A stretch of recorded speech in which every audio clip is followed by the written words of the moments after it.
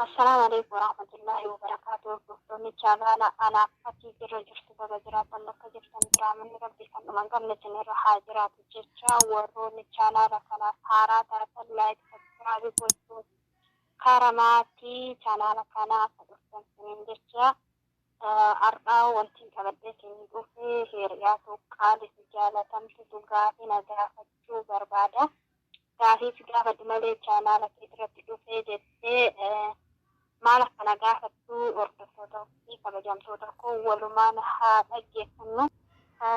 Dubbat Assalamu alaikum warahmatullahi wabarakatuh. Daawwattoota anaaf ati akkam jirtan? nagaa keessan? Alhamdulillah nagaa kootii galata rabbi. Hadha riyaatiyya kabajamtuu jaalatamtuun hadha yuutuubii irratti nagaa bastee jirti. haa kabajamtu ulfaadhuun siin jedha, galatoomiin siin jedha. Warrichumaan chaalanee sitiif addisii taatan subscribe, like, share godhaa fi jajjabeessaa isiniin jedha. Gaafii nadha gaafadhu haalaaf amala siirraa ilaalee waan dasna jedheef ilaalcha akkamii dhalaadhaa qabdi, ilaalcha dhalaarraa isin jibbituu fi isin jaallattu akkasitti isinirraa adda baafanna jedheetiin gaafii shanan tokko dhiyeessee fideen jira. Akkasitti itti fufna waliin agaafannu hanga dhumaatti viidiyoo daawwachuu hin dhiisina. Yaadni kun yaada isiidhaa qofaa dhiyaate tun ta'in dhalaadhumaaf hundaa fi yaada qabdan koomentii jalatti isinis ibsuu hin dandeessanii. Amma karaa gaafii kootiitti adeemuu gaafadhu.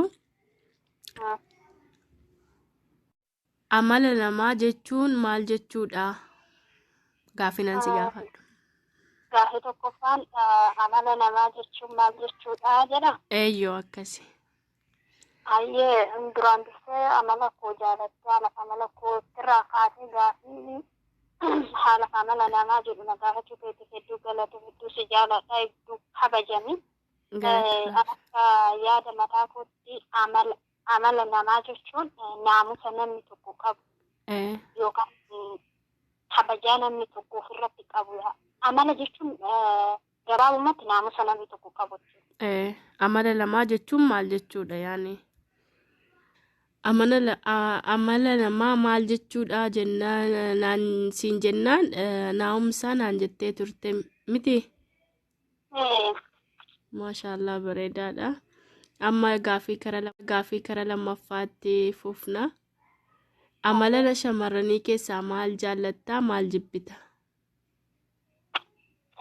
Amala shamarranii irraa maal jaalatta maal jibbita?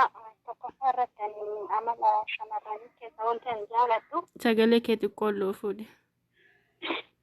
Gaafii lammaffaa irratti amala shamarranii irraa maal jaalatta irraa maal jibbitaadha. Ani amala shamarranii keessa wanti jaaladhu yoo shamarran hin horumne taate shamarran kabajaa qabu. Tokkoffaa irratti shamarran kabajaa qabdu. Lammaffaa irratti kan haadha abbaa ofii kabaju. Kan waan haati fi abbaan ishee jedhanii dhageessu. Lammaffaa irratti shamarran ija gadi qabattee deemtu. Kan abbaa arge dubbisaa, kan abbaa argetti goraa deemtu, kan ija ofii lafatti gadi qabattee deemtu. Ayyee. Yoo immoo shamarran heerumte taate dubartii heerumterraa tokkoffaa irratti kan mana ishiitiif abbaa manaa ishiitiif maatii ishiitiif kabajaa qabdu. Kan ulfina qabdu jechuudha. Kan bultii ishii qabattu. Lammaffaa irratti kan sabrii yookaan obsa qabdu. Sadaffaa irratti waan dhageesse hunda amma joofiitiin agartutti waan dhageesse hunda kan callisuu baay'issu. Gabaabatti dubartii heerumterraa kan callisuu baay'issu, kan obsa qabdu, kan kabajaa qabdu. Kana sadeenan jaalladha.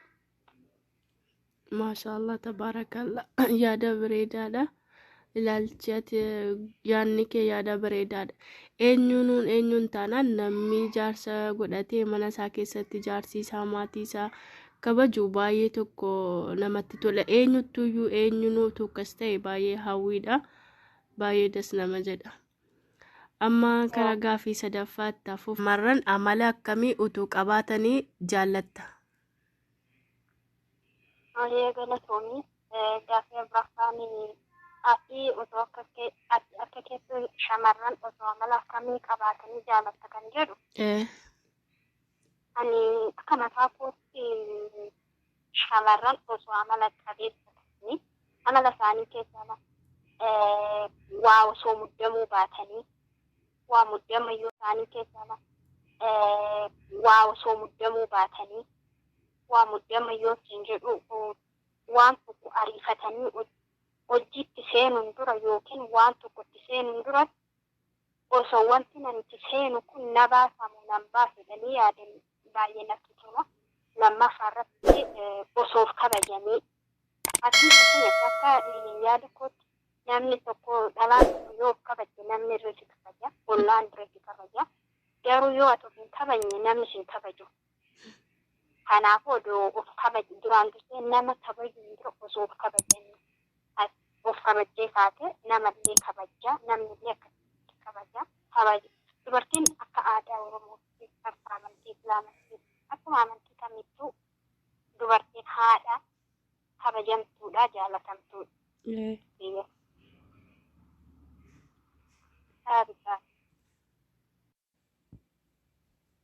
Kanaafuu dubartiin akkuma siin jedhee dubartii jechuun gosa sadii haadha manaati ilmoodha. Kanaafuu dubartiin kabajaa qabdi safuu qabdi osoo safuu ofii eeggatamee of kabajamee haala ofii kana bareeffatanii deemanii hedduu natti tola. Dubartiin amala ishee sirreeffattee tokkoffaa waa muddamuu dhiisu dubartii waa muddamti. Ariifachuu waa hundatti osoo ariifachuu baattee suuta deemtee ija ishee lafatti gadi qabattee of kabajjee matuma isheetirraa hanga miilatti of kabajjee deemtee hedduu natti tola. Kanuma. Ati dhalaantu kanas jechuudha dhalaarraa kan jaallatan osoo jariisiif amala jaraarraa. Ani amala dhalaarraa tokkoffaa wanti hin jaaladhu yoo dubartiin Oromoo ta'e ani akkuma dura si jedhee osoo isheen of kabajaadha dubartii jechuun kabajaadha maatii keetillee kabajaadha yoo ati gadduu taate ollaan diree namaa arrabsaa biyyirree namaa arrabsaa maatiin keetillee si wajjin arrabsama beekte. Osoo of gadi qabdee naamusa godhattee haala amala isheetiin deemte namnillee si dhiise maatii keetillee kabaja. Kani yoo dubartii immoo abbaa manaa qabdi taate osoo obsa qabaatte osoo sabrii qabaatte lammaffaan osoo abbaa manaa ishee kabajjee mana ishee kabajjee ijoollee dubartiin hedduu yoo horumtee wanti bultiin ittiin deeggamu kabajaa dhabuudha. Yoo abbaa manaa kee kabajje qullaasi kabaja abbaa manaa ishee kabajjee mana ishee kabajjee ijoollee dubartiin hedduu yoo horumtee wanti bultiin ittiin deeggamu kabajaa dhabuudha. Yoo abbaa manaa kee kabajje qullaasi kabaja abbaa manaa keetti kabaja biyyatti kabaja. Kanaafuu ani dubartiirraa kanuma sadee namni jaaladhu kabajaa tokkoffaa kabajaadha lammaffaa haala amala ishee keessatti of gadi qabuudha. Of gadi qabuun jedhu of xiqqeessuu miti jedhee sammuu kee kan akka dhiiraa yaani ragaa jedhanii bakka dhiira oolee galaa ka dhiira utaalettan utaala jechuu dhiisudha. Maashaallah rabbi sirraa haa jaallatu yaada bareedaa. Sadaffaa irratti waan dhageesse hunda amanuu dhiisudha. Waan dhageesse hunda inuma callistaa akka nama dhageenye fudhatta hamma ijji kee argutti jechuudha. Jechoota waa'ee jireenya sii diiguu keessatti. Waa callisuun jiruu kee keessatti furmaata jedhee. Ati yoo waa callifte Oromoo waan jedhu dhageesse kaachaa olii allaatti reefu lafaa.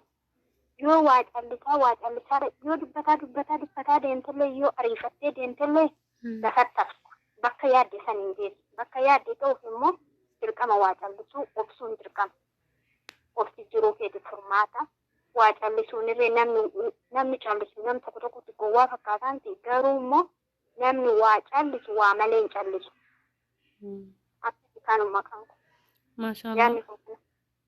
yaada bareedaa Rabbi sirraa haa jaallatu. Isinis immoo yaada qabdan koomentii jalatti barreessaa. Yaadni isii kun sirriidha immoo namni akkas ta'uu hawwitanus namni yaadni isii yaada gaariidha jettanii yaadanis koomentii jalatti barreessaa. Viidiyoo keenya yoo jaallattan laayikii sheer gochuu hin dagatinaa isiniin jedha. Jajjabeessaa addisiidha. Viidiyoo keenya gadhumaa daawwadhaa itti fufuutti jirra isiniin jedha. Deebii ammallee yaada gaggaariidha. Amala shamarranii keessaa osoo dhiisanii kan sitti tolu maal fa'i? Amala badaa shamarran osoo dhiisanii kan akka yaada kootti amala badaa keessaa osoo kan dhiisanii osoo kana dhiisanii amala shamarranii keessaa badaadha kun kan jettee utuu dhiisanii kan sitti tolu kami? Maali? Amala shamarranii keessaa badaadha kun kan jettee utuu dhiisanii kan sitti tolu kami? Maali? Nuuf ibsi. Ana kan natti tolu shamarran hin horumne yoo ta'e yookaan shamarran bultiin godhanne yoo ta'e amala isaanii keessaa dafanii jaalalaan qabamuu oduu dhiisan. Lammaffaan dafanii heerumuu oduu dhiisanii. Sadaffaan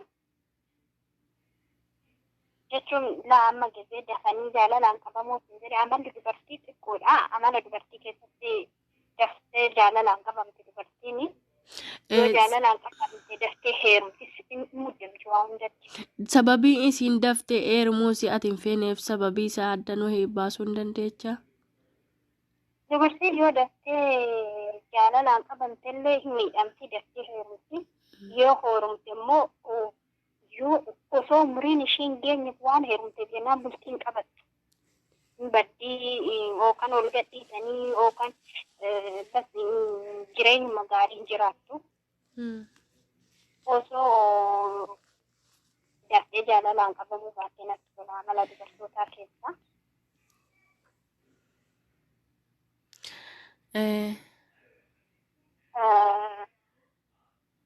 Sadaffaan kan jaarsa qaban irraa immoo warra jaarsa qaban immoo amala dubartootaa keessaa warra abbaa manaa ofii qaban kan abbaa manaa ishee akka kabajuu of taasistee natti tola. Lammaffaa irratti amala dubartootaa keessaa yoo waa dhageessu osoo muddamuu baatte dubartiin hedduu waanuma tokko waan xiqqoo abbaa manaa kee akkas ta'e jiruun kee akkas ta'e alaa yoo dhageesse alaa daftee yeruma san keessatti ofii kuu barbaadde jiruu san gadhiisuu barbaadde oduu amala akkasii dhiiste. Yaani dafanii murteessuu kana utuu dhiisanii sitti tola waan takka waa'ee jireenya jaraa keessatti jechuudha. Garagarchaan yaani ati waan tokkotti yaadeen godha oduu jettee gaariidha. Osoo itti yaadiin waa godhuun an akka kootti laa fudhatamaa miti. Maashaallah yaada gaafii deebiin keenya kan isiin